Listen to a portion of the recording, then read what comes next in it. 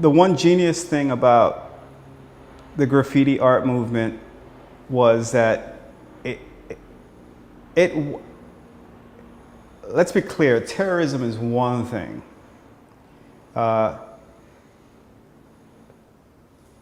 Let's just say we were tactical, creative, I don't know, propagandists of our own selves.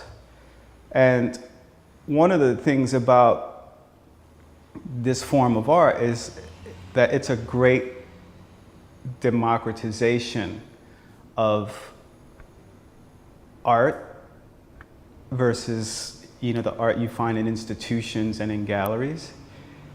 And it's a democratization of creativity, that no longer is creativity, you know, going to be limited to a certain class of people or institutions or even to a certain aesthetic.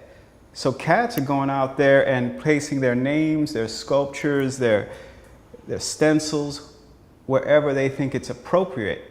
Because now we're challenged with advertising and public space, and now we're saying, well, fuck that, let's reappropriate some of this space for ourselves. Because no one asked my permission for a big ass Sony advertisement, you know, down on my block.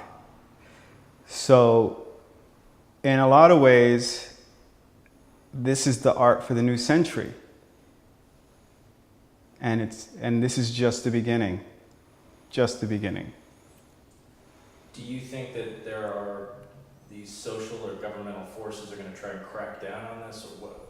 You see what like this democratization of creativity and freedom? Do you see that winning out in the end, over the institutions that are trying to control? Creativity wins over everything. Because creativity is nothing more than freedom of expression. It's what we live and die for. That's, you know, how we build nations. And I can't see that changing. I can see the fight getting rougher and dirtier because, you know, restrictions, you know, I mean, shit, if you have to lock up spray paint behind, well, actually you should probably, because people will steal it. And like I used to, but you know, that's beside the point. It's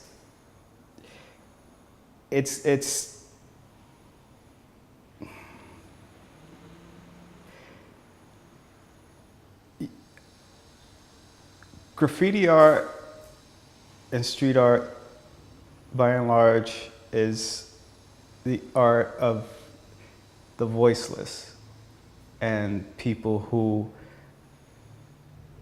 don't have either outlets or platforms to express their ideas. And one of the things that government bodies and institutions are afraid of is of having too many free ideas, ideas that counter the culture. And so here you are, you have young people, ethnic people, people from high and low incomes taking part in something that's just so much bigger than any government body,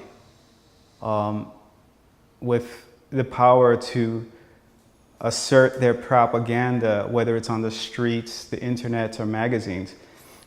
We've never seen this before. I think in the Russian Revolution, you saw some of this shit. You know, those guys, the constructivists and Agit Pop and all those guys, they were really cool. They were doing some great things, but not to the extent you see now. Now this is a global network, a global phenomenon.